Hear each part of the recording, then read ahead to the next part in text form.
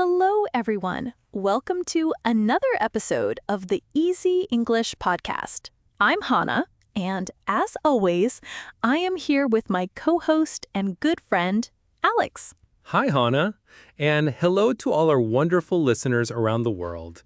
We are so happy you are tuning in today. Today, we have a very fun, slow, and easy to understand story for you. Yes, we do. It is a story about a big mistake in the kitchen. Have you ever made a mistake while cooking, Alex? Oh, absolutely. Many times. Once I used salt instead of sugar in my coffee. It was terrible. But today's story is about something else. It is about a very hot, spicy ingredient. Exactly. Today, we're going to meet two characters. Their names are Tom and Sarah. They are a happy couple. Tom wants to do something very nice for Sarah. He wants to cook a romantic dinner for her. That is so sweet of him. A romantic dinner at home is a great idea. Before we start the story, let's learn a few simple kitchen words that we will hear in the story. Hana, what is the first word? The first word is recipe.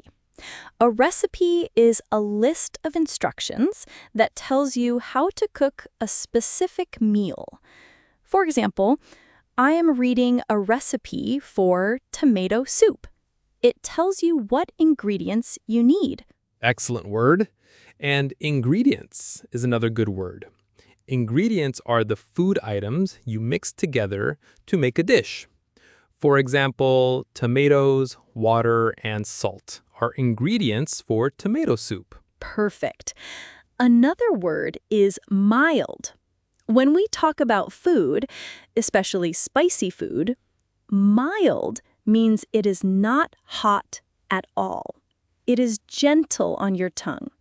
Many people prefer mild salsa or mild curry. Yes, and the opposite of mild is spicy or hot. If a food is very spicy, it can make your mouth feel like it is on fire. We also have the word pan. A pan is a metal container, usually with a handle that you use for frying or cooking food on a stove. Great. Now that we know these words, let's start our story. It is a quiet Friday evening. Tom is in the kitchen. He is wearing a blue apron. An apron is a piece of clothing you wear over your clothes to keep them clean while cooking. Yes, an apron is very useful, especially for messy cooks like me. So, Tom is wearing his apron. What is he planning to cook for Sarah, Hana? He wants to cook her favorite meal. It is a delicious, creamy pasta with red pepper sauce. Sarah loves this meal because it is warm, savory, and usually very mild. That sounds delicious. Creamy red pepper pasta. So Tom goes to the pantry to look for the ingredients. A pantry is a small closet or room where you keep dry food, like pasta, cans, and spices. Yes, he finds the pasta. He puts a large pot of water on the stove to boil. Boil means the water gets very hot and starts to bubble. He also takes out a frying pan to make the special sauce. So far, everything is going perfectly. Tom is feeling like a professional chef. He is humming a happy song. He chops some fresh garlic, some sweet red bell peppers, and some onions. To chop means to cut food into small pieces with a knife. Exactly. He heats some olive oil in the pan. He adds the garlic and onions. They smell amazing. The kitchen is filling with a wonderful aroma. Now, the recipe says he needs to add a little bit of mild red pepper powder to give the sauce a nice color and a very gentle warmth. But here is where the trouble begins. In Tom's spice cabinet, there are two jars. They look exactly the same. Both jars contain red powder. Both jars are small and glass, but they are very, very different inside. Oh dear. One jar has sweet paprika inside. Paprika is a very mild, sweet red pepper powder. It is not hot at all. The other jar has cayenne pepper inside. Cayenne pepper is extremely hot and spicy. Just a tiny pinch can make a dish very spicy. And Tom is in a hurry because Sarah will be home in 30 minutes. He is not looking closely at the labels on the jars. A label is the piece of paper on the jar that tells you what is inside. He reaches into the cabinet. He grabs a jar. He thinks it is the sweet, mild paprika. He opens the lid. He takes a big spoon. The recipe calls for 2 big spoons of mild paprika. Oh no, 2 big spoons? That is a lot of powder. If that is cayenne pepper, that is going to be a disaster. It is cayenne pepper, Alex. Tom happily scoops 2 large tablespoons of the super hot cayenne pepper and dumps it directly into the hot frying pan with the onions and garlic. Oh my goodness. As soon as the cayenne pepper hits the hot oil, a cloud of spicy steam rises from the pan. Tom takes a breath and immediately starts coughing. He is coughing and his eyes are watering. Watering means tears are coming out of his eyes because the air is so spicy. He gasps for air and thinks, wow, this paprika is very strong today. He still does not realize his mistake. Wait, he still thinks it is sweet paprika? Even after coughing? Tom is really in a world of his own. But wait, what does he do next? Does he taste the food? Yes, he does. He takes a small spoon, dips it into the red sauce, and puts it in his mouth. He wants to see if it needs more salt, but instead of tasting salt, his tongue feels like it is on fire. Oh, the realization! His brain finally connects the dots. He looks at the jar on the counter. He reads the label. It does not say sweet paprika. It says in big letters, cayenne pepper, extremely hot. Exactly. The word extremely means very, very much. So this is very, very hot pepper. Tom's face turns as red as the sauce. He starts sweating. To sweat means moisture or water comes out of your skin when you are hot or scared, and Tom is both. I can picture him running around the kitchen. His mouth is burning. He needs water, right? But wait, is water the best thing to drink when your mouth is burning from spicy food? Actually, no. Water does not help very much with spicy food. It just spreads the heat around your mouth. But in a panic, Tom does not think about science. He runs to the sink, turns on the cold water faucet, and drinks straight from the tap. The faucet is the metal pipe where the water comes out. He is gulping down the water. To gulp means to drink very quickly in large mouthfuls. But like you said, Hana, the water does not stop the fire in his mouth. Not at all. After drinking 3 big glasses of water, his tongue is still burning, and now his stomach is full of water. He looks at the clock on the wall. It is 6:45. Sarah will arrive in 15 minutes. This is a real emergency. He cannot serve this food to Sarah. She hates spicy food. If she eats one bite of this, she will be crying.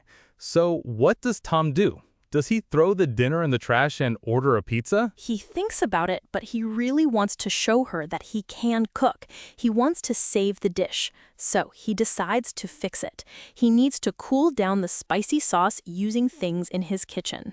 How do you cool down spicy food? If I make a dish too spicy, I usually try to add something creamy. Creamy things like milk, yogurt, or sour cream are great for cutting the heat. They neutralize the spice. Yes, neutralize is a great word, Alex. It means to make something ineffective or harmless. The fat in dairy products binds with the spicy chemical, which is called capsaicin, and washes it away. So Tom opens his refrigerator. He looks inside. He does not have any cream. Oh no, no cream? That is bad luck. What does he have in the fridge? Please tell me he has some milk or cheese. He has a big tub of Greek yogurt. Greek yogurt is thick and slightly sour, but it has a lot of fat. He also finds a block of butter. He thinks, if I add yogurt and butter, maybe the sauce will become mild again. That is a creative plan. A tub is a wide, open container, like a bowl with a lid, which we often use for yogurt or margarine. So he grabs the tub of yogurt. How much does he put into the pan? He does not use a spoon this time. He is in too much of a hurry. He just tips the tub and plops 3 giant dollops of yogurt into the red sauce. A dollop is a large, soft lump of something, like whipped cream or yogurt. He plops it in. I love that word, plop. It describes the sound of something soft hitting a liquid. So the white yogurt plops into the bright red spicy sauce. He stirs it quickly with a wooden spoon. Yes, he stirs and stirs. The sauce changes color. It goes from bright, angry red to a soft pastel pink. It actually looks quite nice and creamy now. But Tom is still worried. He also throws in a big slice of butter for extra fat, hoping it will help. So now he has a pink, buttery sauce. But is it still too spicy? He needs to test it again. I hope he is more careful this time. He should take a very small taste. He is definitely more careful. He takes a tiny drop of the pink sauce on the tip of his finger. He touches it to his tongue. He waits 1 second, 2 seconds, 3 seconds. And what is the verdict?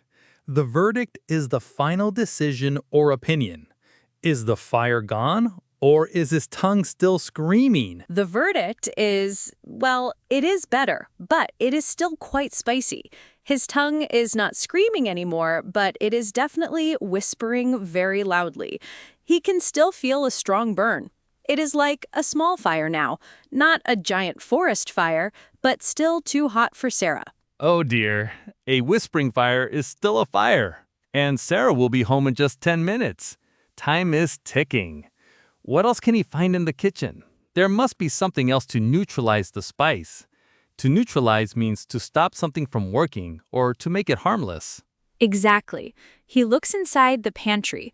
The pantry is the small cupboard or room where we store dry food, like pasta, rice, and cans. He searches through the shelves. His eyes land on a small brown paper bag. It is sugar, white granulated sugar. Aha! Sugar is a classic trick. Sweetness can sometimes balance out the heat of chili peppers. It's like a battle in the mouth between sweet and spicy. But you have to be careful. You do not want your pasta sauce to taste like dessert. That is so true. Nobody wants strawberry-tasting spaghetti. Tom knows this, so he is cautious this time. To be cautious means to be very careful to avoid danger or mistakes. He takes a small teaspoon. He scoops up some sugar, just a little bit, and sprinkles it over the pink sauce. A sprinkle of sugar. He stirs it in. The sugar dissolves in the warm sauce. To dissolve means to mix into a liquid and disappear, like when you put sugar in your tea or coffee. He stirs, and then he looks at the clock again. 7 minutes left. 7 minutes. His heart is beating fast. He takes another tiny taste of the sauce. He uses a clean spoon this time. He tastes it.